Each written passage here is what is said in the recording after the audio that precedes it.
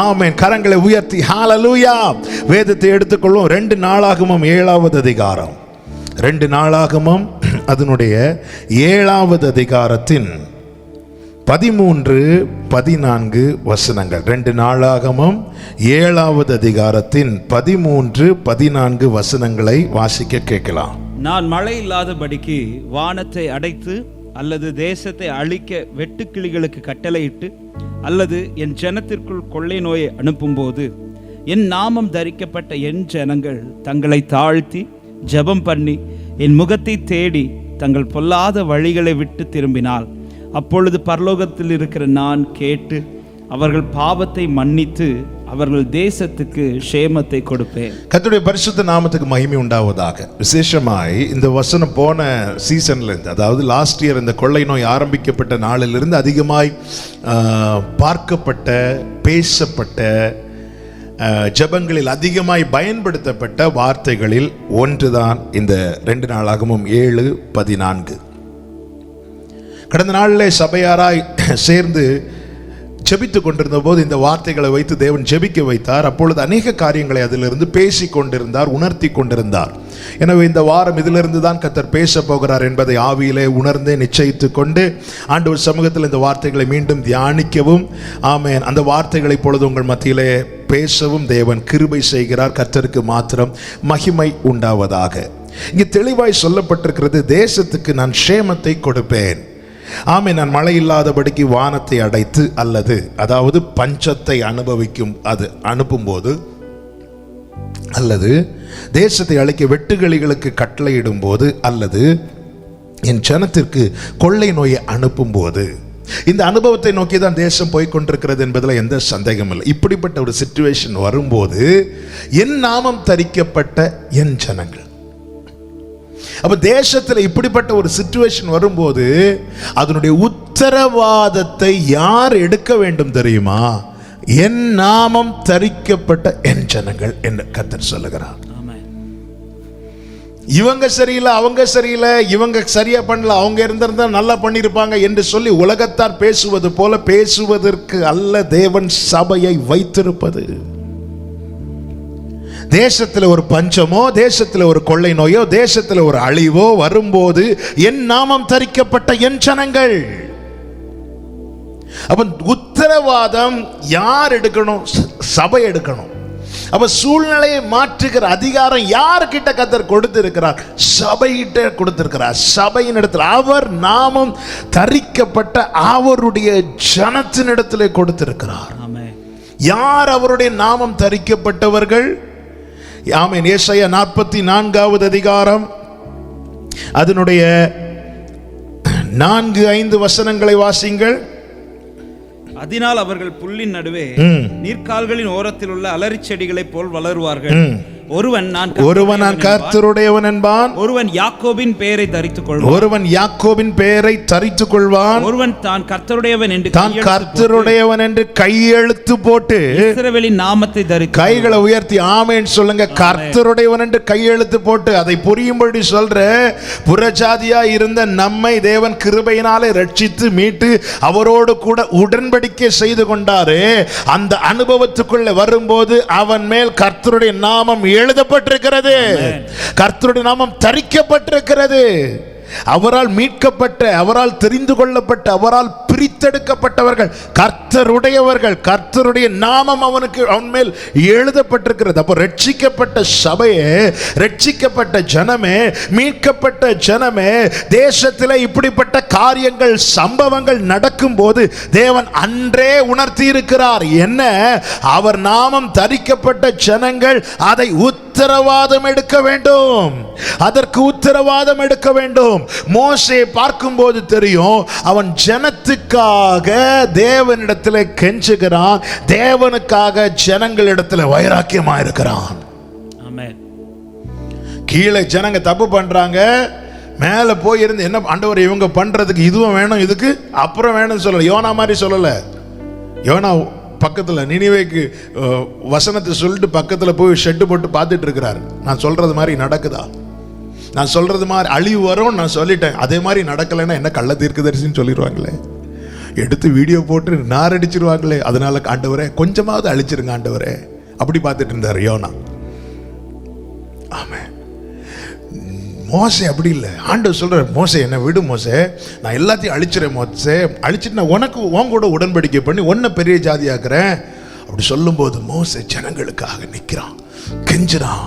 போன வர செய்தியில கூட இதை கேட்டோம், மன்றாட்டு ஜெபத்தை குறித்த காரியத்தில் இதை கேட்டோம். கெஞ்சுறான், ஆண்டவரே ஆண்டவரே ப்ளீஸ். ஜனத்துக்காக தேவ சமூகத்தில் மன்றாடுவது தேவனுக்காக ஜனங்கள் மத்தியிலே கர்த்தருடைய பிரதிநிதியாய் வெளிப்படுவது, கர்த்தருடைய வார்த்தையை கர்த்தர் உரைக்கிறதை வெளிப்படுத்துகிறது. இதுதான் சபையினுடைய நோக்கம். ஜனத்துக்காக தேவனிடம் திரும்புவது, தேவனுக்காக ஜனத்திடம் திரும்புவது. தேசத்தில் இப்படிப்பட்ட அழிவுகள், நாசங்கள், மோசங்கள் வரும்போது என் நாமம் தரிக்கப்பட்ட என் ஜனங்கள் என்று கர்த்தர் சொல்லும் போது சபையே நம்முடைய உத்தரவாதத்தை நாம் அறிந்து கொள்ள வேண்டும். தேவன் நாம் என்ன பண்றோம்னு பார்க்கிறார். இந்த நேரத்தில் அறியாமையில் இருக்கிறவர்கள் அவர்கள் எது சரின்படுதோ அதை பட்டுட்டு இருப்பாங்க, அதை செஞ்சிட்டு இருப்பாங்க. ஆனா தேவனால் தெரிந்து கொள்ளப்பட்ட நாம என்ன பண்ணிட்டு இருக்கிறோம், நாம் என்ன செய்து கொண்டு இருக்கிறோம், அதை தேவன் பார்க்கிறார். நாம் செய்கிற ஒவ்வொரு காரியத்துக்கும் அது தேவனுக்கு பிரியமானதா இருக்குமானால் அதற்காக கிரியை செய்கிற ஒரு தேவன் பரலோகத்தில் இருக்கிறார் என்பதை அறிந்து கொள்ள வேண்டும். இங்கே கர்த்தர் 4 காரியங்களை சொல்லுகிறார். இந்த 4 செய்யும் போது 5வதாக நான் தேசத்துக்கு சேமத்தை கொடுப்பேன் சொல்றார். என்ன இந்த 4 காரியங்கள்? 14வது வசனத்தில் இந்த 4 காரியம் சொல்லப்பட்டிருக்கிறது. என் நாமம் தரிக்கப்பட்ட என் ஜனங்கள் தங்களை தாழ்த்தி ஜெபம் பண்ணி என் முகத்தை தேடி பொல்லாத வழிகளை விட்டு திரும்பினால். அப்ப இந்த நாட்களிலே நம்மிடத்தில் இந்த 4 காரியம் காணப்பட வேண்டும். இந்த 4 ஓகேனா 5வது சேமம், விடுதலை, ஆசீர்வாதம், சமாதானம். நம்ம இந்த 4 செய்யணும். இந்த நாளை குறித்து பலமுறை பார்த்தாலும் இந்த நாளிலே கர்த்தர் இந்த வார்த்தை தந்தபடியினாலே கொஞ்சம் இதை குறித்து நான் பேசிவிட்டு நாம ஜெபிக்க போகிறோம். முதலாவது என்ன கர்த்தர் சொல்லுகிறார்? என் நாமம் தரிக்கப்பட்ட என் ஜனங்கள் தங்களை தாழ்த்தணும். அப்போ அவர் நாமம் தரிக்கப்பட்டவர்கள் இடத்துல என்ன வெளிப்பட வேண்டுமாம்? தாழ்மை. தாழ்மை. 136வது சங்கீதத்தில் 6வது வசனம் இப்படி சொல்லப்பட்டிருக்கிறது, தாழ்மையுள்ளவனை கர்த்தர் நோக்கி பார்க்கிறார். கர்த்தர் உயர்ந்தவராயிருந்தும் தாழ்மையுள்ளவனை நோக்கி பார்க்கிறார். அப்போ என்ன வெளிப்பட வேண்டும்? தாழ்மை. மரியாள், ஸ்திரீகளுக்குள் ஆசீர்வதிக்கப்பட்ட மரியாள் சொல்ற வார்த்தையை கேளுங்க. லூக்கா 1வது அதிகாரம் 48வது வசனம். லூக்கா 1:48. அவர் தம்முடைய அடிமையின் தாழ்மையை நோக்கி பார்த்தார். அவர் தம்முடைய அடிமையின் தாழ்மையை நோக்கி பார்த்தார். அவர் நோக்கி பார்க்கிறார். அப்போ ஒரு காரியம் தெளிவாய் தெரிகிறது. இப்போ முதல்ல நாம செய்ய வேண்டியது என்னன்னா, அவருடைய ஃபோக்கஸை நம்மிடமாய் திருப்பணும். ஆண்டவரே உம்முடைய முகத்தை எனக்கு மறையாதைன்னு சங்கீதங்கள்லாம் அநேக ஜெபங்களை பார்க்க முடியும். அப்போ இந்த நாட்களிலே முதல்ல நாம செய்ய வேண்டியது என்ன? அவருடைய ஃபோக்கஸை நம்மிடமாய் திருப்பணும். அப்ப அவருடைய ஃபோக்கஸை நம்மிடமாய் திருப்பும்படிக்கு வேதம் காண்பிக்கிற சிறந்த வழி என்ன தெரியுமா? தாழ்மை. ஆமென். தாழ்மை. அப்ப தாழ்த்துகிறவனை நோக்கி பார்க்கிறார். எத்தனை வருஷம் விசுவாசி, எவ்வளவு, அப்படி அல்ல. தேவன் பார்க்கிறதே வேறங்க.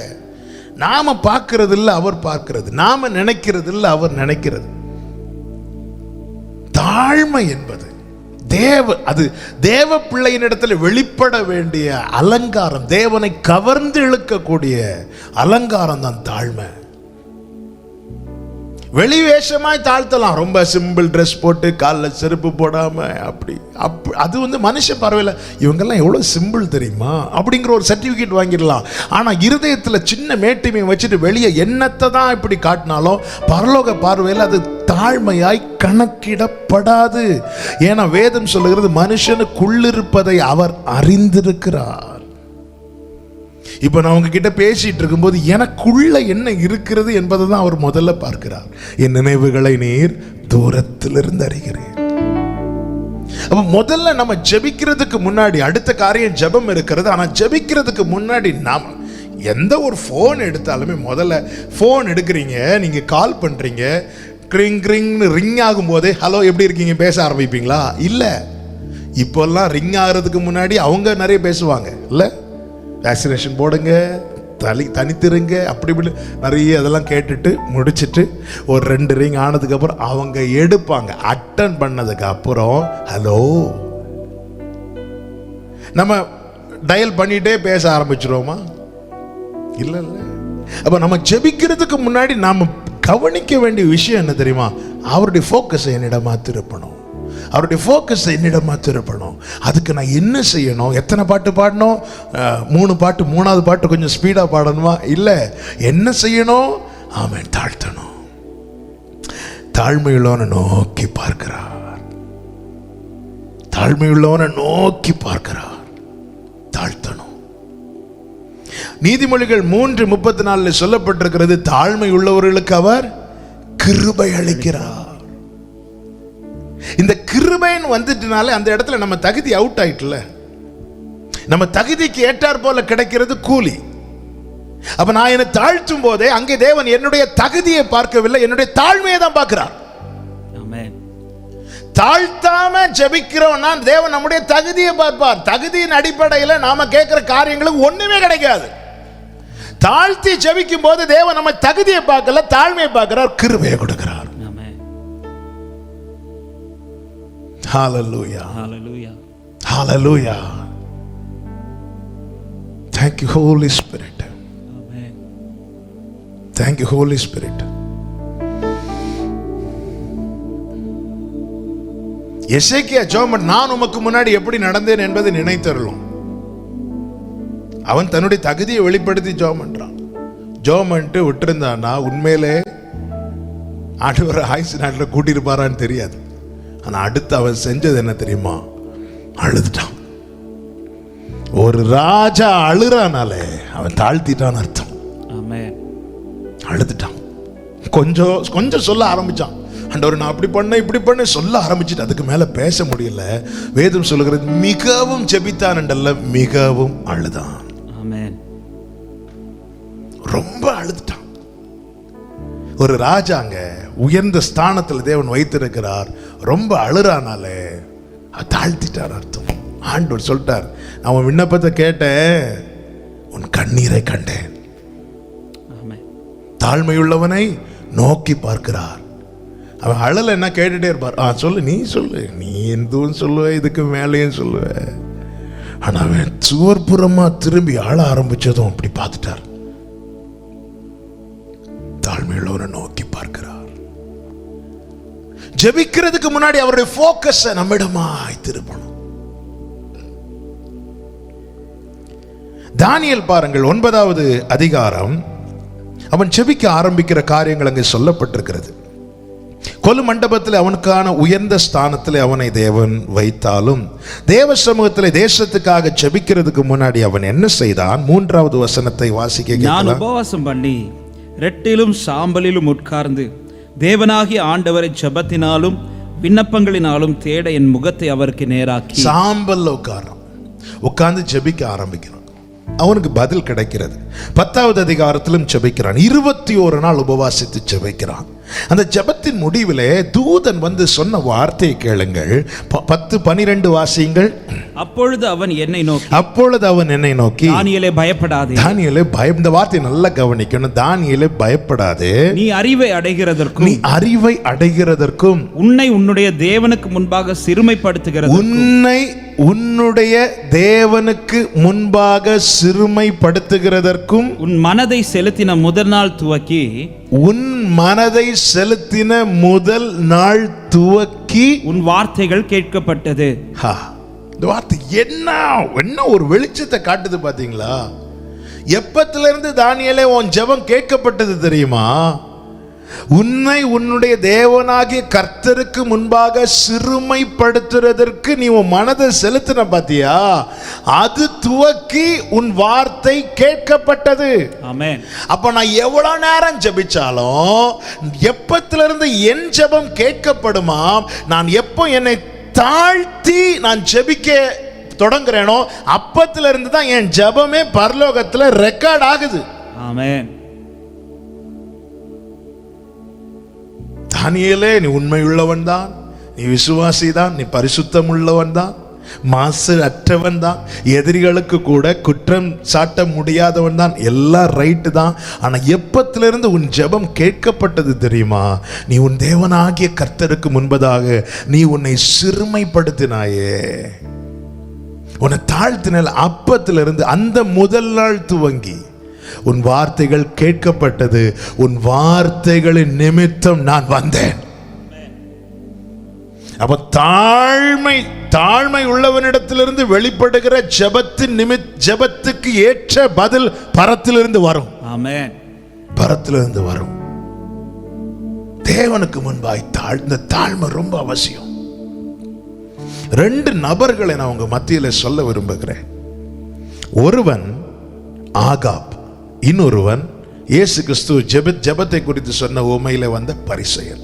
இந்த ஆகாபை குறித்து பாருங்கள். 1 ராஜாக்கள் 21வது அதிகாரம் 26, 27, 28 வசனங்களை வாசிக்க கேட்கலாம். அந்த 29 வரை 1 ராஜாக்கள் 21வது அதிகாரத்தின் 26 முதல். கர்த்தர் இஸ்ரவேல் புத்திரருக்கு முன்னின்று துரத்தி விட்ட எமோரியர் செய்தபடியெல்லாம் அவன் நரகலான விக்கிரகங்களை பின்பற்றி மகா அருவருப்பாய்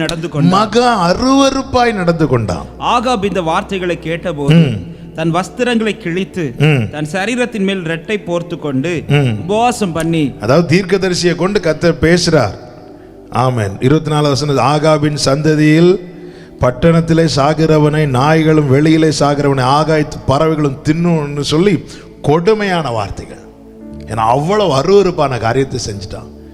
இதை கேட்டது ஆகாப் என்ன செய்தானா, வார்த்தை தன் வஸ்திரங்களை கிழித்து ரெட்டை போர்த்து கொண்டு உபவாசம் பண்ணி ரெட்டிலே படுத்து தாழ்மையாய் நடந்து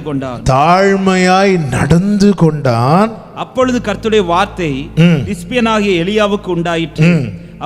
அவர் ஆகாப் எனக்கு முன்பாக தன்னை தாழ்த்தினதை கண்டாயா? அவன் எனக்கு முன்பாக தன்னை தாழ்த்துகிறபடியால் நான் அவன் நாட்களில் அந்த பொல்லாப்பை நான் வர பண்ண மாட்டேன். நீ தாழ்த்தினதை பாத்தியா? அவன் தாழ்த்துறதுக்கு முன்னாடி எலியாவை கூப்பிட்டு எதை காண்பித்து கொடுக்கிறார்? அவன் அருவருப்பாய் நடக்கிறத பாத்தியா? அதை வச்சு நீ சொல்லுன்னார். சொல்லிட்டு வந்தது அவன் வார்த்தை கேட்டு தன்னை தாழ்த்த ஆரம்பித்தான். அந்த தாழ்மை என்பது ஜெப நேரத்தில் மட்டுமல்ல, வேதம் சொல்லுகிறது அவன் தாழ்மையாய் நடந்து கொண்டான். நம்மில் அநேகர் தாழ்த்துறது அந்த ஜெப நேரத்தில். தானியேல மாதிரி ஏதோ சாம்பல்ல உட்காந்தான், கொஞ்சம் சாம்பல் எடுத்து போட்டு உட்காந்துரும். அதுக்கப்புறம் சூப்பரா போய் நல்ல சேர்ல உட்காருவோம்ல. நம்ம தாழ்த்துறது ஃபுல்லா ஜெப நேரத்தில் அப்பான்னு சொல்லி உருகிருவோம். ஜெபம் முடிச்சுட்டு யாராவது ஏதாவது சொல்லணும், அப்ப தெரியும். எங்க அப்பா அடிக்கடி சொல்லுவாங்க, சர்ச்சுக்குள்ள அந்நிய பாஷை, வெளியே போனா அநியாய பாஷை, உள்ள வந்தா என்ன தாழ்மை. இங்கே வெறும் அந்த பிரேயர் அவர்ஸ் மட்டும் இல்லைங்க, அவன் தாழ்மையாவே நடந்து கொண்டான். எது தன்னில் பெருமையை, மேட்டிமையை, மனமேட்டிமை உண்டா? இந்த பெருமை மேட்டிமை தாங்க நிறைய அருவருப்பான காரியங்களை செய்ய வைக்குது. அதை எல்லாத்தையும் அப்புறப்படுத்தி விட்டு தாழ்மையாய் நடந்து கொண்டான். அப்ப தேவன் எலியாவை கூப்பிட்டு சொல்றாரு, அவன் செஞ்ச அக்கிரமத்தை பார்த்தியா, அவன் செஞ்ச பாவத்தை பார்த்தியான்னு காட்டாம அவன் தாழ்மையை பார்த்தியா? இவனில் தாழ்மை வெளிப்பட்டதும் கர்த்தர் எலியாவின் இடத்துல அவன் செய்த அக்கிரமத்தை காண்பித்து கொடுக்கவில்லை, தாழ்மையை காட்டி கொடுக்கிறார். அந்த பரிசேயனை பாருங்கள், பரிசேயனில் எவ்வளவு நீதி வெளிப்பட்டது. லூக்கா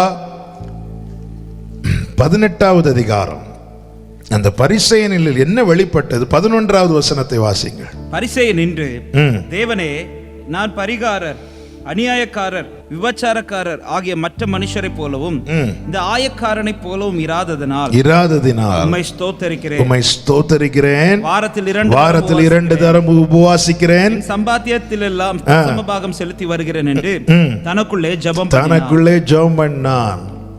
அதன் அர்த்தம் வெளியே தாழ்மை, ஆண்டவரே எல்லாரையும் ரட்சிங்க, ஆண்டவரே எல்லாரையும் காத்துக்கோங்கப்பா. ஆனால் உள்ளுக்குள்ள என்ன ஜெபம்? நான் 2 தடவை ஜெபம் பண்ணுறேன், உபவாசிக்கிற, வாரத்துக்கு தசமபாகம் கொடுக்குறேன், கட்டளைகளின்படி நடக்கிறேன், மற்றவங்கள மாதிரி தப்பாக நடக்கலை. ஆண்டவர் இங்க நீங்க பார்த்தீங்கன்னா அவனில் வெளிப்பட்ட நீதியின் கிரியைகள் அவனில் காணப்பட்ட பெருமை நிமித்தம் எண்ணப்படவில்லை. ஆகாபின் பாவங்கள் ஆகாபினிடத்தில் வெளிப்பட்ட தாழ்மை நிமித்தம் எண்ணப்படவில்லை. ஆமென். தாழ்மையுடைய வேல்யூவை பார்த்தீங்களா? ஆண்டவர் இங்கே பாருங்கள் 14வது வசனத்துல அவன் அல்ல இவனே நீதிமானாக. அங்கே எலியாவை கூப்பிட்டு ஆகாப காட்டி கொடுக்கிறார். இங்கே சீஷர்களை கூப்பிட்டு பரிசேனை காட்டி கொடுக்கல. நான் பாவி, என் மேல் கிருபையா இரோன்னு சொல்லி தாழ்த்தினானே அந்த ஆயக்காரனை காட்டி கொடுக்கிறார், பரிசேனை காட்டி கொடுக்கல. அவர் அவர் அவருடைய சிந்தையிலே அவனை கொண்டு வரல, ஆகாப கொண்டு வந்துட்டார். நம்மில் வெளிப்படுகிற நற்கிரியைகளின் நிமித்தம் நமக்குள்ளே பெருமை வருவதற்கு நிறைய வாய்ப்பு இருக்கிறது. நாம நல்லா ஜெபிக்கிறோம், உபவாசிக்கிறோமா, அது நிமித்தம் நமக்குள்ள பெருமை வருவதற்கு நிறைய வாய்ப்புகள் இருக்கிறது. நான் மட்டும் ஜெபம் பண்றேன். எலியா அதுதானே சொன்னாரு, நான் மாத்திரம் உமக்காக நின்று. ஆண்டவர் இங்க வான்னு கூப்பிட்டாரு. இங்க வா, என்ன சொன்ன? நான் மட்டும் உமக்காக. எலியாவே, உன்ன மாதிரி 7000 பேர் இருக்கிறாங்க. அருமையான வார்த்தைங்க. லூக்கா சுவிசேஷம் ரோமருக்கு எழுதின நிருபத்தில் அது இருக்கு. Thank you, Father. 11வது அதிகாரம் 2 வாசிங்க. தேவன் தாம் முன்னறிந்து கொண்ட தம்முடைய ஜனங்களை தள்ளிவிடவில்லை. எலியாவை குறித்து சொல்லிய இடத்தில் வேதம் சொல்லுகிறதை அறியீர்களா? அவன் தேவனை நோக்கி, கர்த்தாவே, உம்முடைய தீர்க்கதரிசிகளை அவர்கள் கொலை செய்து உம்முடைய பலிபீடங்களை இடித்து போட்டார்கள். நான் ஒருவன் மாத்திரம் மீதியா இருக்கிறேன். என் பிராணனையும் வாங்க தேடுகிறார்களே என்று இஸ்ரவேலருக்கு விரோதமாக. வார்த்தை ஆண்டவர்கிட்ட யூஸ் பண்ற வேர்ட்ஸ் பாருங்க. வேதம் நமக்கு கற்று தருகிறது. என்ன சொல்ற? நான் ஒருவன் மாத்திரம் மீதியாக இருக்கிறேன். நான் மட்டும் இருக்கிறேன், நான் மட்டும் இருக்கிறேன். அப்படி சொல்லும் போது கர்த்தர் அவனுக்கு என்ன சொல்றார்? 4வது வசனம், அவனுக்கு உண்டான தேவ உத்தரவு என்ன? தேவ உத்தரவு என்ன? பாகாலுக்கு முன்பாக முழங்காற்படியிடாத 7000 பேரை எனக்காக மீதியாக வைத்தேன் என்பது. என்ன சொல்லி இருக்கணும்? எலியாவே, உன்ன மாதிரி இன்னும் 7000 பேர் மீதியாக இருக்கிறாங்கன்னு தானே சொல்லி இருக்கணும். ஆனா தேவ உத்தரவு என்ன வருகிறது? எலியாவே, உன்ன மாதிரி 7000 பேரை மீதியாக வைத்தேன். அப்படின்னா என்ன? அதன் அர்த்தம் என்ன? நீ மீதியா இருக்கலப்பா, நான் உன்னை மீதியா வச்சிருக்கிறேன். நான் உன்னை வச்சிருக்கிறேன். எல்லாரும் வழி விலகி போனதும் நான் மட்டும் நிக்கிறேன். இல்ல, என்ன போக விடல. ஆமென்.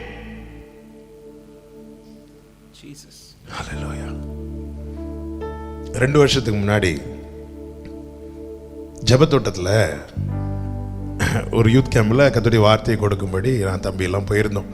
முடிச்சுட்டு ஃபாதர் பெக்மான்ஸ் அவங்க கூட தான் சாப்பாடு. அவங்க கூட சாப்பிட்டுட்டு இருக்கும்போது அவங்க கூட பேசிகிட்டு இருந்தேன். அப்போ அவங்க 37 வால்யூம் கிட்ட போட்டிருந்தாங்கன்னு நினைக்கிறேன். அப்போ நான் கேட்குறேன், ஃபாதர், இவ்வளோ வால்யூம் போட்டிருக்கீங்க, ஒவ்வொரு வால்யூமில் குறையாமல் 10 பாட்டு இருக்கும். அவ்வளோ பாட்டுமே உங்களுக்கு ஞாபகத்தில் இருக்கான்னு கேட்டேன். அவ்வளோ பாட்டுமே உங்களுக்கு ஞாபகத்தில் இருக்கான்னு கேட்டேன். சும்மா கேஷுவலாக சாப்பிட்டுட்டு இருக்கும்போது கேட்குறேன்.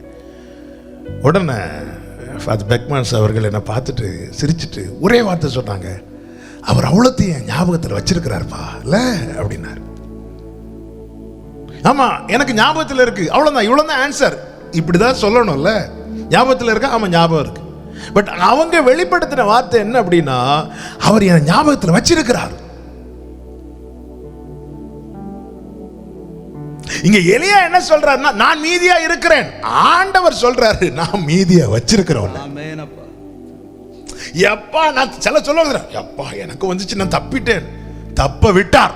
ஆமென். நான் எஸ்கேப் ஆயிட்டேன், எஸ்கேப் ஆக விட்டார். ஆமென். கண்ணி எப்படி தெரித்தது? கர்த்தர் பட்சத்தில் இருந்ததுனால. நான் அப்படி அவன மாதிரி இல்ல, அப்படியே சொல்லணும், அது பெருமை. ஆண்டவரே, நான் அதை விட மோசமா போக வேண்டியவன்ப்பா, என்ன போக விடாம காத்தீங்களேப்பா. இது தாழ்மைங்க. நம்ம இருதயத்துல என்ன சொல்றோம்னு சொல்லி ஆண்டவர் கேட்கிறார். இருதயத்தின் வேண்டுதலை கேட்கிறாருன்னு பைபிள்ல பார்க்கிறோம். இருதயத்தின் வேண்டுதல் மட்டும் இல்லைங்க, இருதயம் என்ன நினைக்குது, என்ன அசை போடுது என்பது அவர் காதுல கேட்கும், அவர் கண்ணால பார்க்க முடியும். நினைவின் தோற்றங்களை அவர் பார்க்கிறாராம். என் நினைவின் தோற்றங்கள். அப்ப நான் ஒண்ணு நினைக்கிறேன் தெரியுமா, நம்ம ஒண்ணு நினைக்கிறோம் தெரியுமா, அது அவருக்கு முன்னாடி பிக்சரா ஓடுமா, அது கொஞ்சம் இமேஜின் பிக்சரா ஓடுமா. நினைவின் தோற்றங்கள் அவர் பார்க்கிறார். இப்படி என்ன பாரு, கீழே பாரு, அவன் என்ன மாதிரி.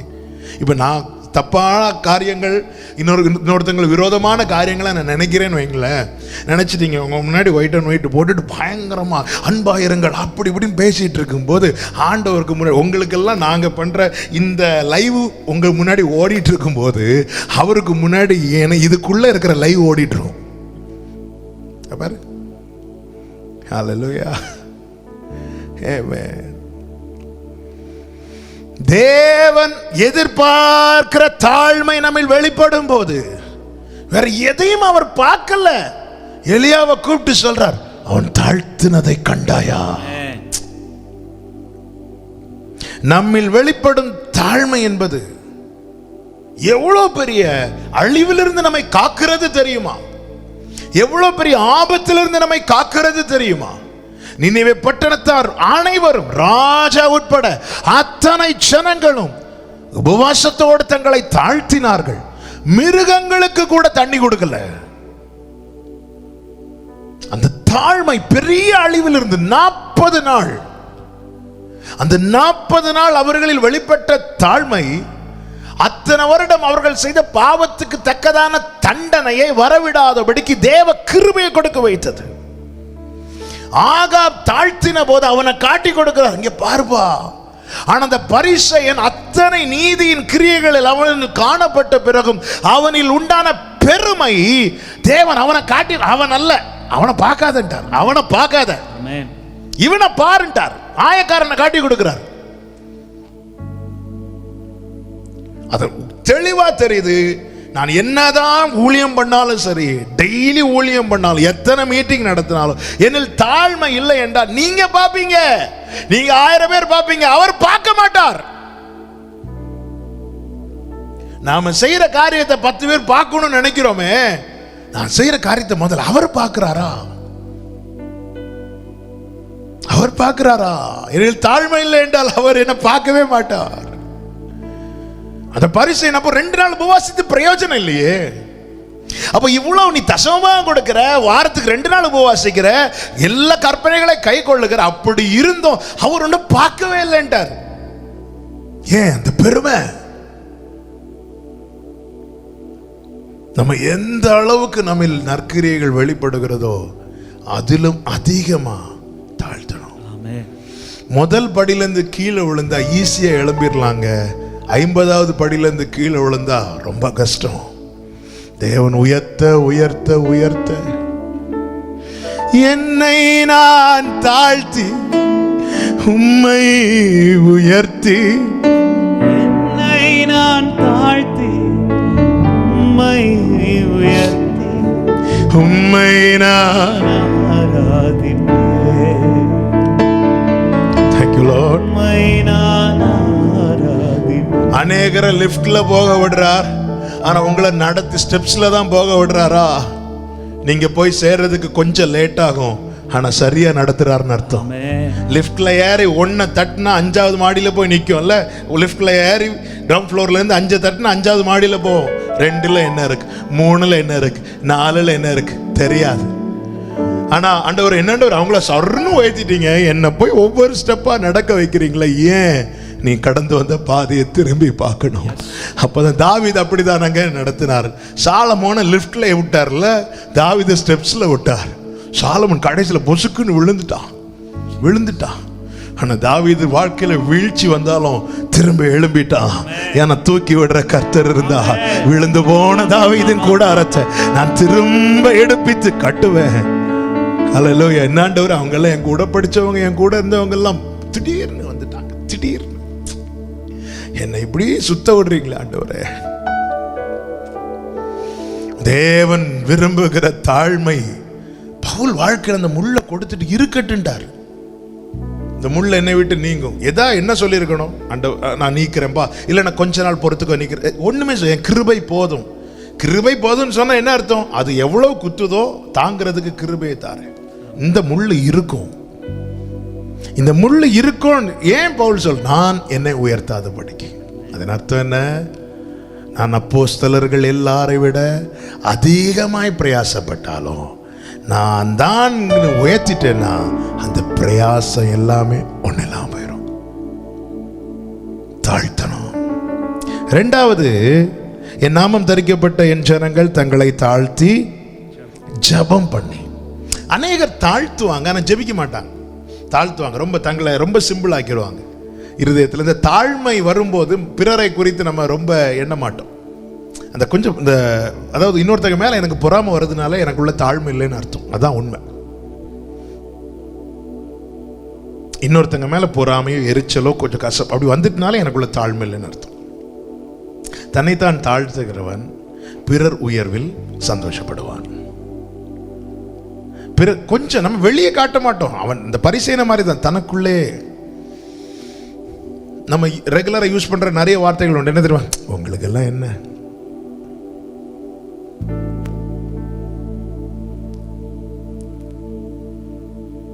நம்ம அநேகர் ஒரு பிரச்சனை வரும்போது, நெருக்கம் வரும்போது தாழ்த்துவோம். நம்ம தாழ்த்துவோம். இனி வேண்டாம்பா, இனி அந்த ஆடம்பரங்கள் வேண்டாம், இந்த அலங்காரங்கள் வேண்டாம், தாழ்த்துவோம். ஆனா ஜெபிக்க மாட்டோம். ரெட்டு உடுத்தி சாம்பல்ல உட்கார்ந்தா மட்டும் போதாது, ஜெபிக்கணும். அதை நான் இப்படி சொல்ல விரும்புகிறேன். தேவ சமூகத்தில் நம்மை தாழ்த்தி அடுத்து செய்ய வேண்டிய பிரதான காரியமே ஜெபம்தான்.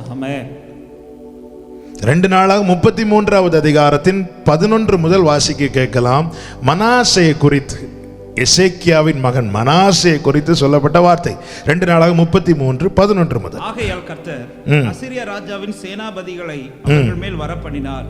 அவர்கள் மனாசேயை முட்செடிகளில் பிடித்து 2 வெண்கல சங்கிலியால் அவனை கட்டி பாபிலோனுக்கு கொண்டு போனார்கள். இப்படி அவன் நெருக்கப்படுகையில் தேவனாகிய கர்த்தரை நோக்கி கெஞ்சி தன் பிதாக்களின் தேவனுக்கு முன்பாக மிகவும் தன்னை தாழ்த்தினான். இப்ப தாழ்த்தி விட்டான். அடுத்து என்ன செய்கிறான்? 13வது வசனம்.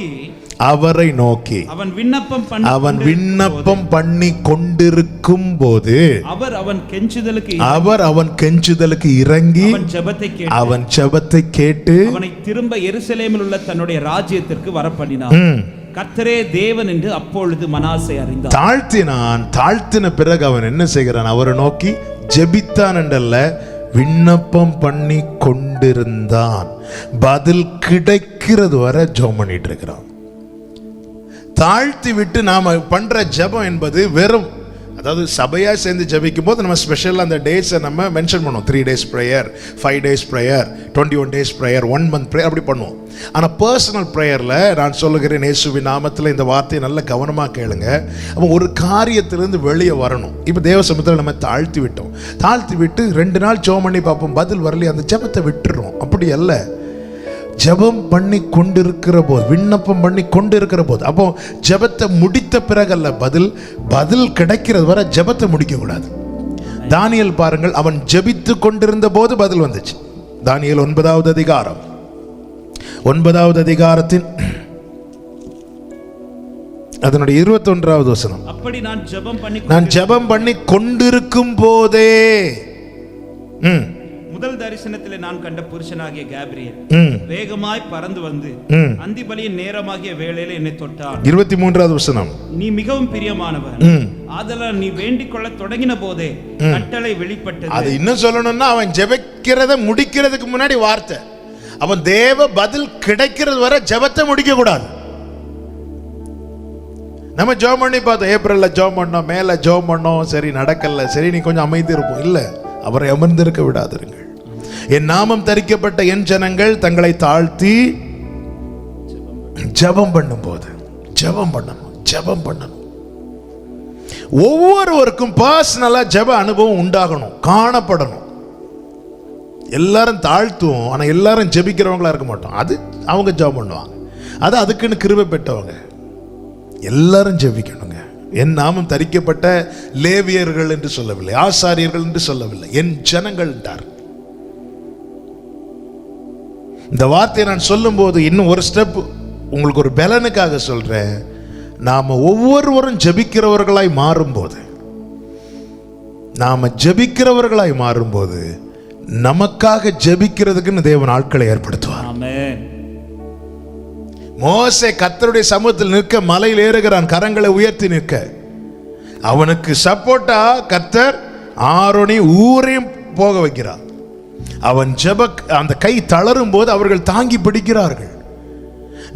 நமக்குள்ள அந்த ஜெப அனுபவம் உண்டாகுமானால் நமக்காக ஜெபிக்கும்படி தேவன் ஏற்படுத்துவார். இது நம்ம அநேகர் செய்யறது என்ன தெரியுமா? நமக்கு தெரிஞ்ச ஒரு 10 பாஸ்டர்ஸ் கான்டாக்ட் நம்பர் வாங்கி எப்படியாவது வச்சிருது, அவங்க கிட்ட ஜெபம் பண்ண சொல்லிட்டு நம்ம சும்மா இருக்கிறது. எல்லாரும் ஜெபம் பண்ணுவாங்களா தெரியாது. இப்போ எனக்கு வரக்கூடிய நான் ஓப்பனாக சொல்கிறேன், எனக்கு நிறைய கால் வரும். சில கால் எடுக்க முடியாது, மீட்டிங்கில் இருந்தால் எடுக்க முடியாது. நிறைய கால் வரும். சிலருக்கு நான் அவங்க கால் பண்ணும்போது நான் கொஞ்சம் பேசுகிற ஒரு சுச்சுவேஷனில் இருந்து ஃபோன்லேயே மேக்ஸிமம் ப்ரேயர் பண்ணிடுவேன். சில நேரத்தில் வேற எங்கேயாவது போகும்போது, வேற எங்கேயாவது இருக்கும்போது, வேற ஏதாவது மீட்டிங்கில் இருக்கும்போது ப்ரேயர் பண்ண முடியாது. அப்போ நான் அப்புறம் ஜெபம் பண்ணிக்கிறேன் அப்படின்னு மேக்ஸிமம் அந்த நேம் எல்லாம் நான் ஸ்டோர் பண்ண பார்ப்பேன். என்னதான் நான் ப்ரேயர் பண்ணுறேன்னு சொன்னாலும் 10 கால் வந்துச்சுன்னா அதில் ஏதாவது ஒரு 2-3 கண்டிப்பாக மிஸ் ஆகும். காரணம் நான் மனிதன், எனக்கு பலவீனம் இருக்கிறது. அப்போ அதனால தான் மேக்ஸிமம் ஃபோன்லேயே ப்ரேயர் பண்ணி விட்டுருவேன். சில நம்பர் மிஸ் ஆயிரும். இப்போ நீங்கள் ஒரு எக்ஸாம்பிள், நீங்கள் எனக்கு ஃபோன் பண்ணி பாஸ்டர் எனக்காக ஜெபம் பண்ணுங்கன்னு சொல்கிறீங்க. நான் சொல்கிறேன் நான் ஜெபம் பண்ணுறேன்னு சொல்கிறேன். சரி, அவங்க ஜெபம் பண்ணுவாங்க சொல்லிட்டு நீங்கள் விட்டுட்டீங்க. நான் வெளியே வேலையெல்லாம் முடிச்சுட்டு நேராக வந்து என் ஜெபத்தில் இருக்கும்போது இப்படி ஒரு கால் வந்தது, நான் மறந்துட்டேன்னு வைங்களேன். அப்போ அந்த காரியத்துக்கான ஜெபமே இல்லாமல் போயிட்டுல. நான் உங்கள்கிட்ட ஜெபம் பண்ண சொன்னேன், இவங்கள்ட்ட ஜெபம் பண்ண சொன்னோம், ஜெபம் பண்றாங்களா என்பது நமக்கு தெரியாது. அப்ப நம்ம என்ன செய்யணும்? ஜெபம் பண்ண சொல்லக்கூடாது, கண்டிப்பா சொல்லணும். ஊழியர்களை கர்த்தர் அதற்காக தான் ஏற்படுத்தி வைத்திருக்கிறார். ஆனால் இப்படி செய்து பாருங்கள், அந்த காரியத்துக்காக முதலாவது நீங்கள் ஜெபித்து பாருங்கள். உங்களுக்காக ஜெபிக்கும்படி கர்த்தர் நினைவுல கொண்டு வருவார். இதை நான் சாட்சியா சொல்றேன். 4 நாளைக்கு முன்னாடி 5 நாளைக்கு முன்னாடி கேட்டிருப்பாங்க, எங்களுக்காக ஜெபம் பண்ணுங்க. ஜெபம் பண்றேன்னு சொல்லியிருப்பேன். அன்னைக்கு ஜெபம் பண்ணி இருக்க மாட்டேன். ஆனா 4 நாள் கழிச்சு ஜெபத்தில் இருக்கும்போது ஆண்டவர் அதை நினைவுபடுத்துவார். இந்த நபருக்காக அன்னைக்கு ஜெபம் பண்ணேன்னு சொன்னேன்ல, ஜெபம் பண்ண அப்படிம்பார். நீங்க முதல்ல ஜெபம் பண்ணுங்க. இயேசு கிறிஸ்து தம்மோடு கூட விழித்திருக்கும்படிக்கு பேதுரு, யோவான், யாக்கோபை கெத்செமனே தோட்டத்தில் கூட்டிட்டு போனார். எதுக்கு? அதனுடைய ரீசன் என்ன? அவர் வியாகுலப்பட ஆரம்பிச்சிட்டார். இந்த நடக்க போகிற காரியங்கள் அத்தனை மனுக்குலத்தின் பாவத்தை பாவமே அறியாதவருக்கு மேலே சுமத்தப்படுறது, அது எவ்வளோ வேதனை தெரியுமாங்க. ஏங்க, நம்ம நல்ல ஒரு ஒயிட் ஷர்ட்டை நம்ம நல்லா துவைச்சி நல்ல வெளுக்க வச்சு அதை அயன் பண்ணி சூப்பராக போட்டுட்டு வெளியே இறங்கும் போது ஏதாவது ஒரு அழுக்கு பட்டுட்டுனா நமக்கு கொஞ்சம் கொஞ்சமாக எவ்வளோ கஷ்டமாக இருக்கும்ல. அத்தனை மனுக்குலத்தின் பாவத்தை அவர் மேலே சுமத்தப்படுகிற விழ பண்ணக்கூடிய அதெல்லாம் நினைக்கும் போது அவருக்கு வலிக்குது, வேதனை. அவர் சொல்ற 3 பேரை கூப்பிட்டு எனக்காக ப்ரேயர் பண்ணுங்கன்றார். சொல்லிட்டு அவர் மட்டும் சரி அவங்க 3 பேரும் ஜெபம் பண்றாங்கன்னு சொல்லிட்டு அவர் சும்மா இருந்திருப்பாருன்னா ஒரு ஜெபமும் இருந்திருக்காது. அவர் ப்ரேயர் பண்றார். இயேசு கிறிஸ்து ப்ரேயர் பண்றார். ப்ரேயர் பண்ண சொல்றார். வந்து பார்த்தா அந்த 3 பேரும் சுகமா தூங்கிட்டு இருக்கிறாங்க. முதல்ல நமக்காக நாம ஜெபித்து பழகணும். அப்படிப்பட்ட ஜெப அனுபவம் இருக்குமானால் உங்களுக்காக கர்த்தர் அநேகரை ஜெபிக்க ஏற்படுத்துவார். பவுலுக்கு கண்ணு போயிட்டு தமஸ்குக்கும் போண்டார். தமஸ்குல போய் அவன் ஜெபிக்கிற மனிதனை தேடல, அவன் தேவனை தேடனான். ஜெபிச்சிட்டு இருக்கும்போது கர்த்தர் அனனியாவை அனுப்பி ஜெபம் பண்ண வைக்கிறார். தலையில கை வச்சு ஜெபம் பண்ண வைக்கிறார். வந்தோன்னே யாரு? கிருபை வரம் பெற்ற, அந்த அற்புதங்களை செய்கிற வரம் பெற்ற தேவ மனுஷன் இங்க யார் இருக்கிறா? அனனியா எங்க? அனனியா எங்க? உடனே போய் அப்பாயின்மெண்ட் வாங்கி காத்திருந்து அவங்க என் தலையில கை வச்சு ஜெபம் பண்ணா எனக்கு சுகம் கிடைக்கும். அப்படி எல்லாம் வேதம் நமக்கு காட்டி தருது. நீ ஜெபம் பண்ணுப்பா, நீ இருக்கிற இடத்துல அனனியாவை நான் அனுப்புவேன். நீ ஜெபம் பண்ணுப்பா, நீ இருக்கிற இடத்துல அனனியாவை நான் கொண்டு வருவேன். அனனியா வரமாட்டேன்னு சொன்னாலும் நான் கொண்டு வருவேன். கொண்டு வந்தார் அல்லவா? கைய வச்சதும் ஜெபிக்கிற அனுபவம் வேணுங்க, ஒவ்வொருத்தருக்கும் வேணும்.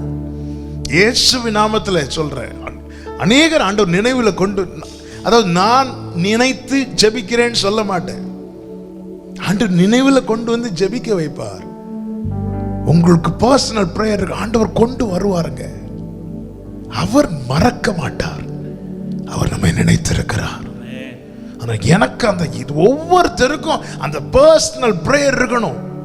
இந்த சாரிபாத்தின் விதவை உண்மையிலே ஒரு தேவனை நம்பி இருக்கிற, தேவனோடு ஜெபிக்கிற ஒரு மகள் என்பதில் சந்தேகம் இல்லை.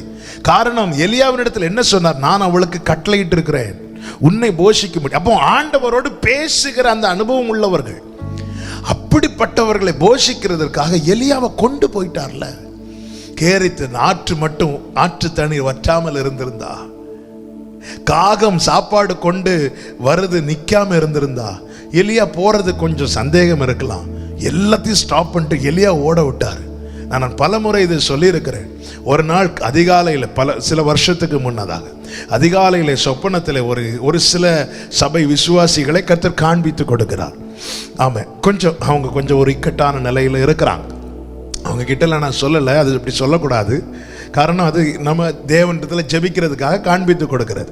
அப்போ அவங்க கிட்ட போய் உடனே இப்படியாகும், நான் உங்களை பார்த்தேன், அவ்வளோதான், நீங்கள் இப்படி சொன்ன முடிஞ்சுது. ஆமாம், ஆண்டவர்கிட்ட சொல்லி ஜெபிக்கிறதுக்காக தான் ஆண்டவர் இப்படி காட்டி தரேன். இதை பார்க்குறதுனால சொல்கிறேன், யாரையாவது அப்படி உங்களுக்கு ஆண்டவர் காண்பித்து கொடுத்தாலோ நீங்கள் அவங்களுக்காக ஜெபம் பண்ணுங்க. அவங்க அதிலிருந்து வெளியே வரும்போது, அந்த சூழ்நிலை விட்டு தாண்டும் போது நீங்கள் போய் மெதுவாக சொல்லுங்கள், இப்படி ஆண்டவர் காட்டினாங்க, கர்த்தர் ஜெபிக்க வைத்தார், கர்த்தர் உங்களை சுகமாக நிறுத்திருக்கிறது, ரொம்ப சந்தோஷம், அப்படி சொல்லணும். ஆமாம், நிறைய பேருக்கு ஒன்று இந்த அர்த்தம் இருப்பாங்க, இல்லைன்னா இந்த அர்த்தம் இருப்பாங்க. கர்த்தருக்கு மாத்திர மகிமை உண்டாவதாக. அப்போ காண்பித்து கொடுக்குற, காலையில் காண்பித்து கொடுக்குற, எழும்பி எனக்கு ஜெபிக்கிறதான் காட்டுறாருன்னு நல்லா தெரியுது. ஆனால் எனக்கு நல்ல தூக்கம் வருது, எவ்வளோ டயர்டு. அப்போ ஆண்டவரே கொஞ்சம் அப்படியே தூங்குறேன், ஆண்டவரே காலையில் ஜெபம் பண்ணுறேன்னு சொல்லிட்டு படுத்துட்டேன். படுத்து கொஞ்ச நேரம் ஆகலை, என் காலில் அப்படி மசில் ஏறிச்சு பாருங்க, வலின்னா வலி. யூஸ்வலாக லைட்டாக மசில் ஏறும்போது அதுக்கு என்ன பண்ணணுமோ அதை பண்ணி திருப்பி படுத்துருவோம். ஆனால் அந்த இடது கால் நினைக்கிற அந்த காலை அசைக்கவே முடியல. ஏசப்பா வலி தாங்க முடியலப்பான்னு சொல்லிட்டு எழும்பி பெட்டு ஒரு ஓரமாக பில்லோ வச்சு அப்படியே சாஞ்சு உக்காந்து இருக்கும்போது ஆண்டு சொன்னாங்க, நீ அது வலி இருக்கட்டும், நீ முதல்ல அவளுக்கு ஜெபம் பண்ணு. ஜெபம் பண்ணி முடிக்கிறது வரை வலி இருந்துச்சு. ஜெபம் பண்ணி முடிச்சதும் வலி போச்சு, நான் படுத்து தூங்கிட்டேன். எலியாவை கொண்டு போகணும்னா காகத்தை நிறுத்தணும். சாரிபாத்தில் இருக்கிற அந்த விதவையின் இடத்துல எலியாவை கொண்டு போகணும்னு நினைச்சிட்டாருன்னா என்னென்ன அதுக்கு தடையா இருக்கோ அதெல்லாம் ஸ்டாப் பண்ணிடுவார். ஒருவரையும் அற்பமா எண்ணாதவர், ஜெபிக்கிறவளுக்காக கிரியை செய்கிற கர்த்தர். அனனியா சொல்ற, நான் போக மாட்டேன் அப்படின்னு, நான் போக மாட்டேன் அப்படி சொல்லும் போது கர்த்தர் என்ன வார்த்தையை சொல்லி அனனியாவை அனுப்புறார் தெரியுமா? அப்போஸ்தலர் 9வது அதிகாரம் அதனுடைய 11வது வசனத்தை வாசிக்க கேட்கலாம். அப்போஸ்தலர் 9:11. அப்பொழுது கர்த்தர், நீ எழுந்து நேர் தெருவு என்னப்பட்ட தெருவுக்கு போய் யூதாவின் வீட்டிலே தர்சு பட்டணத்தானாகிய சவுல் என்னும் பேருள்ள ஒருவனை தேடு. அவன் ஜெபிக்கிறான், போப்பா. அவனுக்கு என்னெல்லாம் சொல்லி இருக்கலாம்ல, அவன் இப்படி நீ போய் அவனுக்காக ஜெபம் பண்ணு. ஏன் ஆண்டவரை ஜெபம் பண்ணணும்? அவன் ஜெபிக்கிறான், அவன் ஜெபம் பண்ணுகிறான், அவன் இப்பொழுது ஜெபம் பண்ணுகிறான். அப்போ பவுல் ஜெபம் பண்ணிட்டு இருக்கும்போது அவன் அறியாத ஒரு கிரியையை தேவன் நடப்பித்துக் கொண்டிருக்கிறார். இயேசுவின் நாமத்தில் சொல்றேன், இன்னைக்கு அடைக்கப்பட்ட சூழலில் நீங்கள் இருக்கலாம். நீங்கள் இருப்பது குடிசை வீடோ வனாந்தரமோ எதுவோ ஆகட்டுங்க, நீங்க ஜெபம் பண்ணிட்டு இருக்கும்போது நீங்கள் அறியாத ஒரு கிரியையை தேவன் நடப்பித்துக் கொண்டிருக்கிறார். தேவ மனிதர்களை உங்களுக்காக ஜெபிக்க ஏற்படுத்தி கொண்டிருக்கிறார். ஜெபம் பண்ணுங்க. பர்சனல் பிரேயர் ரொம்ப முக்கியம். இன்னொரு நாள் இரவு இதே போல சில வீடுகளை விசிட் பண்ணிட்டு, அதாவது என் தகப்பனார் மரித்து அடுத்த வருடம் 2017 வருஷம் ஒரு ஆகஸ்ட் செப்டம்பர் அந்த டைம்ல நினைக்கிறேன், சில வீடுகளை விசிட் பண்ணிட்டு அவங்க பாரங்கள் எல்லாம் சொல்றாங்க, ரொம்ப ஹெவியா இருந்துச்சு, ரொம்ப பாரம். அப்போ இன்னைக்கு இவங்களுக்காக நைட் இருந்து ஜெபம் பண்ணணும் அப்படின்னு சொல்லிட்டு ஒரு குறிப்பிட்ட ஒரு 2 பேருக்காக நல்ல ஜெபம் பண்ணணும் இவங்களுக்காக, ஏன்னா தாங்க முடியல அவ்வளோ வலி. அப்புறம் போயிட்டு வந்துட்டு நைட்டு எல்லாம் சாப்பிட்டுட்டு தூங்குறதுக்கு ரொம்ப லேட் ஆகிட்டு, ரொம்ப டயர்ட் ஆகிட்டு. அப்போ யூஸ்வலாக பண்ணுற ப்ரேயர் இல்லை, அதில் சும்மா ஆண்டவரே என்ன இருக்க காத்துவங்க அப்படி விடுவீங்க. நான் நினச்சது என்ன, அவங்களுக்காக நல்லா ஜெபம் பண்ண முடியல, பலவீனம். எப்போவுமே நம்ம நினச்சதை செய்ய முடியாதுங்க. அவருடைய கிருபை இல்லைன்னா ஒன்றுமே முடியும். நினைக்க முடியும், செய்ய முடியாது. அவள் தூக்கிட்டேன். காலையில் ஒரு 2:30க்கு என் பிள்ளை அழ ஆரம்பிக்கிறான். 2:30க்கு அவன் அப்படி அழுறா சத்தமா. என்னெல்லாமோ பண்ணி பார்க்குறோம், ஃபீவரில் ஒன்றும் இல்லை, பயங்கரமாக அழுறா. அவளை தூக்கிட்டு வெளியெல்லாம் நடந்து பார்க்குறேன். காலையில் 2:30க்கு ஜெபம் பண்ணி பார்க்குறேன், என்ன பண்ணி பார்க்குறேன், அழுக நிற்கல. ஆண்டவர் திருப்பி அந்த குறிப்பிட்ட 2 பேர், நீ இவங்களுக்காக ஜெபம் பண்ணார். அவங்களுக்காக ஜெபம் பண்ணிகிட்டே இருக்கிற என் பிள்ளை அழுகை நிறுத்திட்டு அவள் பாட்டு தூங்கிட்டான்.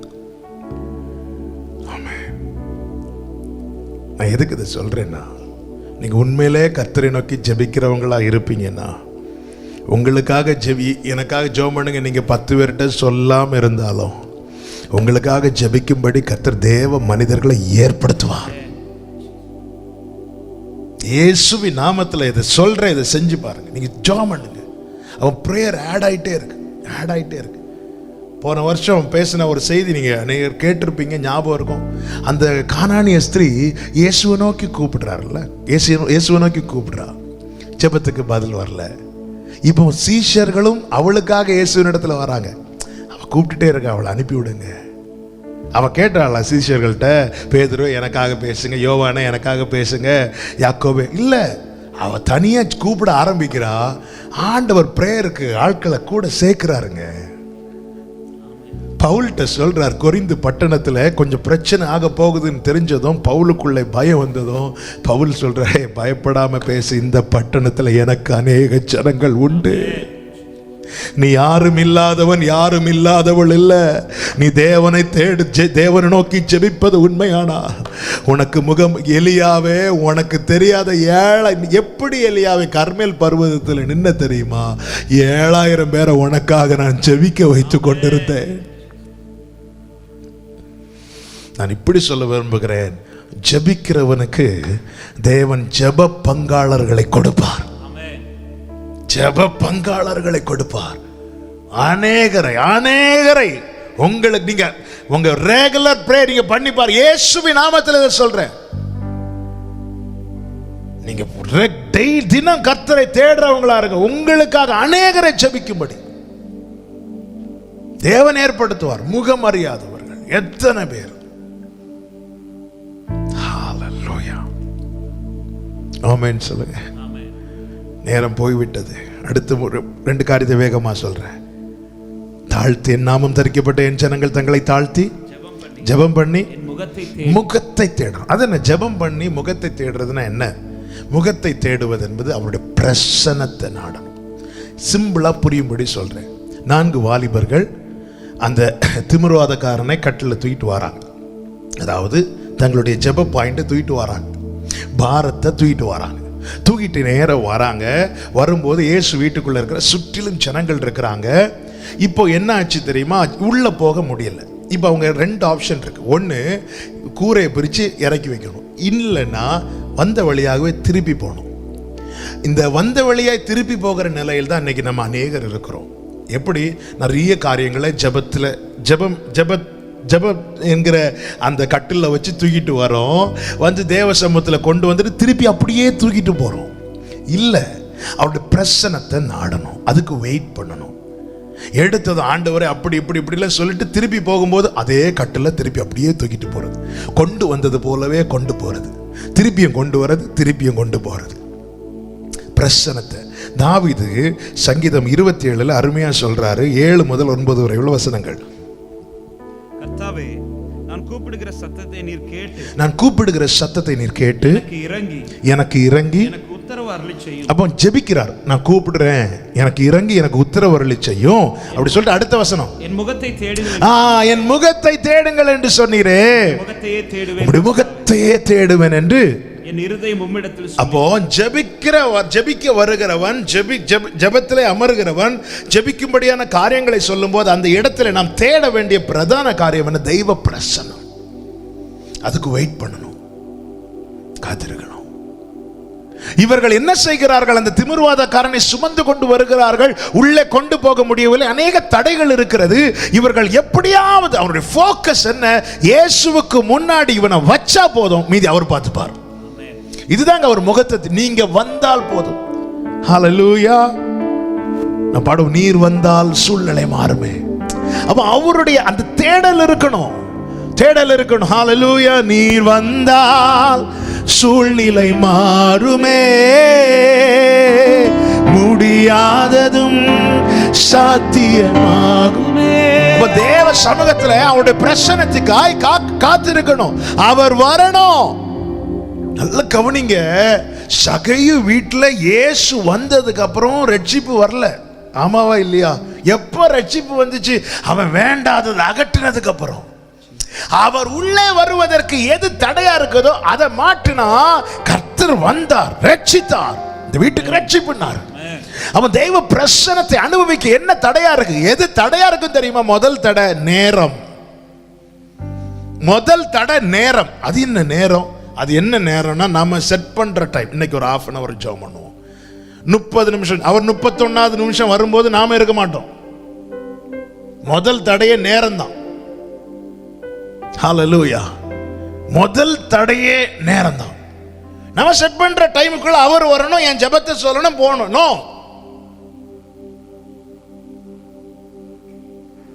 முதல் தடையே நேரம்.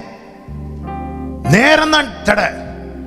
இல்லைன்னா நம்ம பிரேயர்ல எப்படி இருக்கு தெரியுமா? தூக்கிட்டு வரோம், பாரத்தை சுமந்துட்டு வரோம், ஆண்டவரே சோத்திரப்பா, அப்படியே தூக்கிட்டு போறோம். அவர் வர இடம் கொடுங்கள், அவருடைய வேலைக்காய் காத்திருங்கள். தேவ சமூகத்தில் அவருடைய பிரசன்னம் வரும்போது, பிரசன்னத்தில் நம்ம காரியம் சொல்லும் போது என்ன வித்தியாசம் உண்டாகும் தெரியுமா? அந்நாள் அதன் பிறகு துக்க முகமாய் இருக்கவில்லை.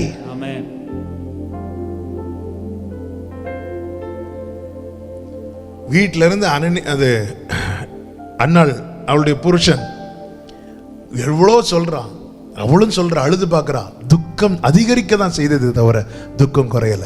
எப்போ தேவ சமூகத்தில் வந்து அந்த பிரசன்னத்தை அனுபவித்து தன் இருதயத்தை உடைத்து ஊற்றினாலோ, வேதம் சொல்லுகிறது, அதன் பிறகு அவளுக்கு துக்கம் இல்லை. அதன் அர்த்தம் என்ன? அவ இறக்கி வச்சுட்டு அவர் பார்த்துட்டார். கர்த்தர் பார்த்து கொள்வார் என்று சொல்லி ஈசாக்கை தூக்கி தோளில் வைக்கவில்லை, ஈசாக்கை கர்த்தருடைய பலிபீடத்தில் வைத்தார். பிரசன்னத்தை நாடணும். தேவ பிரசன்னம் வரும்போது நீங்க எவ்வளவு பாரத்தை சுமந்தவர்களாய் காணப்பட்டாலும் அவன் எப்படிப்பட்ட அனுபவம் உண்டாகும் தெரியுமா? அந்த எல்லா புத்திக்கு மேலான அந்த தேவ சமாதானம் வரும். பிரச்சனை மாறாது உடனே, ஆனா சமாதானம் உள்ள வந்து இருந்துரும். சமாதானம் உள்ள வந்துடும். அந்த பிரசன்னத்தை நாடணும்.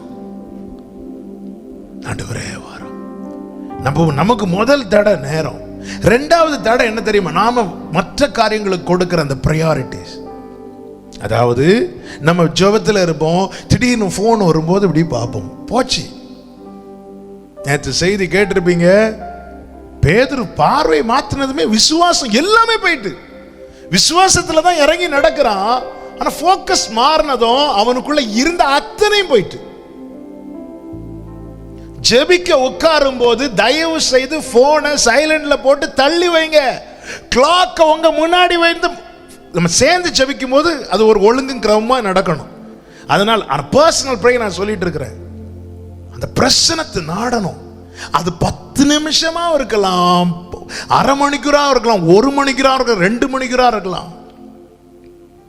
தேடுறது, அப்படி பார்க்கறது, ஏதாவது மெசேஜ் வந்திருக்கா, ஆண்டவரே சோத்திரம் சோத்திரம் சோத்திரம் சோத்திரம் சோத்திரம். நிறைய பேருக்கு ஜெபம் அப்படியே இதாயிட்டு. அது என்ன பிரச்சனை தெரியுமா? அப்படி சுமந்து கொண்டு வந்துட்டு அப்படியே சுமந்து கொண்டு போனோம். ஜெபம் பண்ணி முகத்தை தேடணும். அந்த பிரசன்னத்தை தாவீது தான் சொல்றார், என் கூக்குரலுக்கு செவி கொடும், முகத்தை தேடுங்கன்னு சொன்னீரே, உடைய முகத்தையே தேடுவோம், உடைய முகத்தையே தேடுவேன்னு நீர். அப்பா நீங்க இருக்கணும். நீங்க வந்தா தெரியும்பா, இயேசு நாம் ஜெபிக்கும் போது அவர் நம்மிடத்தில் வருகிறதை நம்மால அனுபவிக்க உணர முடியும். நம்மால விசுவாச கண்களால் அதை பார்க்க முடியும். அவர் இருக்கிறார். அது அந்த அனுபவத்தை நான் சொல்கிறேன். நீங்கள் இன்னிலேருந்து உண்மையிலே ட்ரை பாருங்க. அது உங்களால் ஃபீல் பண்ண முடியும். நீங்கள் ஒரு 50 கிலோ தூக்கிட்டு இருக்கிறீங்க, திடீர்னு அதை இன்னொருத்தங்க வந்து தூக்குறது, உங்களுக்கு சப்போர்ட் பண்ணுறதை உங்களால் ஃபீல் பண்ண முடியும். உங்களால் அதை அனுபவிக்க முடியும். பிரச்சனைலாம் அப்படியே மாறும் இல்லை, அவர் சித்தப்படி எல்லாம் நடத்துவார். ஆனால் அந்த பிரச்சனத்தை உங்களால் தைரியமாக இறக்கி வைக்க முடியும். அன்னாள் உடனே அன்னைக்கு அன்னாள் கன்சீவ் ஆகலைங்க, சில நாள் கழித்து தான். பட் அதுக்கப்புறம் அவர் துக்கமாக இருக்கல. அதான் அந்த முகத்தை தேடுகிற அனுபவம். 4வது பிரதானமான காரியம் என்ன தெரியுமா? இத்தனை பிரச்சனைகளுக்கும் காரணமான அந்த பொல்லாத வழிகளை விட்டு திரும்பணும். அப்போ எவ்வளோ தப்பு பண்ணாலும் தாழ்த்தினா போதுமா? போதாது. நீ உண்மையாய் தாழ்த்துகிறவன் என்பதின் அடையாளம் என்ன தெரியுமா? அந்த பொல்லாத வழியை விட்டு திரும்புறது. இல்லை, ஒரு பிரச்சனை வரும்போது தாழ்த்தி விட்டு பிரச்சனை மாறினதும் விலகிறது மாயை. நினிவே பட்டணம் அன்னைக்கு அழிக்கப்படலை, ஆனால் சரித்திரம் படிச்சிங்கன்னா தெரியும், பிற்பாடு நினிவே பட்டணம் அழிக்கப்பட்டது. இயேசு சுவிசேஷங்களில் பார்த்தாலே தெரியும், நினிவே பட்டணத்தார் குறித்து சொல்லப்பட்டிருக்கிறது. பிற்பாடு அது அழிக்கப்பட்டிருக்கிறது. ஏன் அழிக்கப்பட்டது? அன்னைக்கு ஒரு நெருக்கம் வந்தபோது ஜனங்கள் ராஜா உட்பட தாழ்த்தின பிறகு நெருக்கெல்லாம் மாறினதுக்கு அப்புறம் மீண்டும் பழைய பாவ வாழ்க்கை, மீண்டும் பொல்லாத வழி. தேவன் முதலாவது பார்த்தார், பூமியானது ஒழுங்கின்மையானது. கர்த்தர் என்ன செய்தார்? வெளிச்சத்தை அனுப்பினார், கிருபையாய் சந்தித்தார், ரட்சிப்பை கொடுத்தார், ஒரு மீட்பை கொடுத்தார், பூமியை ஒழுங்காக்கினார். பிற்பாடு மனுக்குலம் பாவம் செய்து பூமியை சீர்குலைத்த போது மீண்டும் தேவன் வெளிச்சத்தை கட்டளையிடவில்லை. மீண்டும் தேவன் என்ன செய்தார்? ஜலப்பிரளயத்தை கட்டளையிட்டு தேசத்தை அழித்தார். எருசலேமே, எருசலேமே, கோழி தன் குஞ்சுகளை சேர்த்துக் கொள்ளும் வண்ணமாய் நான் உன்னை சேர்த்துக் கொள்ள எத்தனையோ முறை. ஒழுங்கின்மையா இருந்தா அதுதான், அவர் தான் வெளிச்சத்தை தராரு, அவர் தான் ரட்சிப்பை தராரு, அவர் தான் கிருபையை தராரு. முதல் முறை ஒழுங்கின்மையானது, வெளிச்சத்தை அனுப்பி எல்லாத்தையும் ஒழுங்காக்கினார். அடுத்த முறை சீர்குலைந்தது, அவர் ஜலப்பிரளயத்தை அனுப்பி எல்லாவற்றையும் அழித்தார். நாட்கள் பொல்லாதவைகளானபடியால் காலத்தை பிரயோஜனப்படுத்துங்கள். தேவனுக்கு முன்பாக தாழ்த்துங்கள், தேவனை நோக்கி ஜெபம் பண்ணுங்கள், தேவனுடைய முகத்தை தேடுங்கள், எல்லா பொல்லாத வழியையும் விட்டு விலகுங்கள். அப்பொழுது தேவன் என்ன செய்கிறார்? அவர் சேமத்தை தருகிறார், பாவத்தை மன்னித்து சேமத்தை தருகிறார். இயேசுவை அழைத்து கொண்டு வந்த சகையு சொல்றான், அழைத்து கொண்டு வந்தது உனக்கு ரட்சிப்பு வந்ததுன்னு சொல்லல, அவர் வெயிட் பண்றார். ரட்சிப்பை தர அவர் வெயிட் பண்றார். ரட்சிப்பை பெற்றுக்கொள்ள நீ என்ன செய்ய போகிறாய்?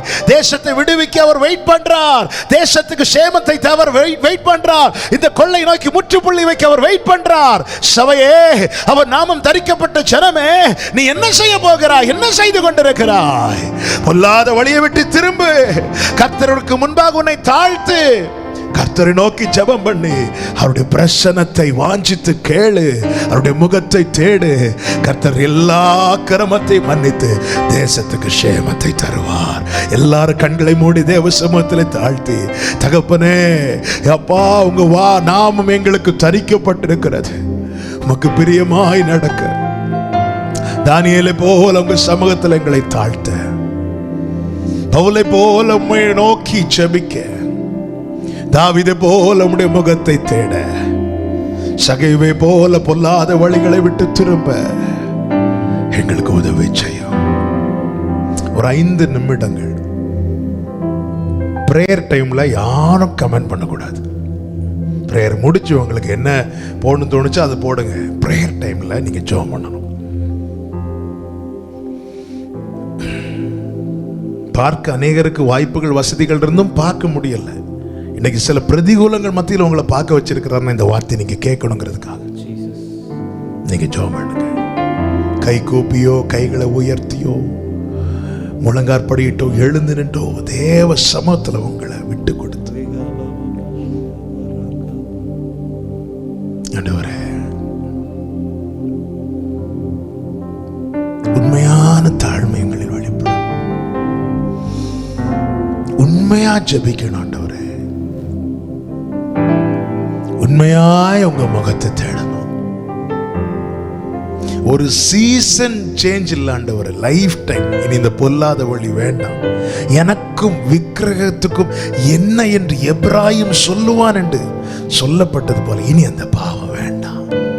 இனி அந்த பொல்லாத வழி வேண்டாம். நீர் தேசத்தின் அக்கிரமத்தை மன்னிக்கவும் தேசத்துக்கு சேமத்தை கொடுக்கவும் நீர் காத்து கொண்டிருக்கிறீர். அப்பா, நீங்க வெயிட் பண்றீங்கப்பா. நாங்க தான் தடையா இருக்கிறோம். எங்களை மன்னி, எங்களை மன்னிப்பீராக. தாழ்த்துகிறோம். தகப்பன் உதவி செய்யும். உண்மையாயும் பீடத்தில் எங்களை அர்ப்பணிக்கிறோம். இந்த அனுபவத்தினூட எங்களை நடத்தும். இந்த 4 காரியங்கள் எங்களில் வெளிப்படுவதாக. தேசத்துக்கு சேமம் உண்டாவதாக. சபையை இப்படி பக்குவப்படுத்துங்க. இதை பார்க்கிற ஒவ்வொருவரையும் இப்படி டியூன் பண்ணுங்கப்பா. ஆவியானவரே, ஆளுகை செய்யும். நன்றி தகப்பனே. பரிசுத்த பிதாவை, இரக்கமுள்ள தகப்பனே, நன்றியோடு துதிக்கிறோம். நீர் தந்த இந்த நல்ல ஜெப வேளைக்காய் ஸ்தோத்திரம். பாட, துதிக்க, செபிக்க, நல்ல சாட்சிகளை கேட்க அப்பா உடைய வார்த்தையாலே பலன் அடையவும் உருவாகவும் உணர்த்தப்படவும் நீ கிருபை செய்தி நன்றி. நாங்கள் வசனத்தை கேட்டு விட்டுவிடக்கூடாது. இந்த அனுபவம் எங்களில் வெளிப்படுவதாக. நீ நல்லவர். இதில் இணைந்திருக்கிற ஒவ்வொருவரையும் ஆசீர்வதியும். இந்த வார்த்தைகள் தொடர்ந்து உடைய பிள்ளைகளோடு பேசிக்கொண்டே இருப்பதாக. எல்லா மகிமை, கனம், துதி, ஸ்தோத்திரமும் ஒருவருக்கே செலுத்துகிறோம். இரட்சகர் இயேசு கிறிஸ்துவின் நாமத்தில் பிதாவே, ஆமென்.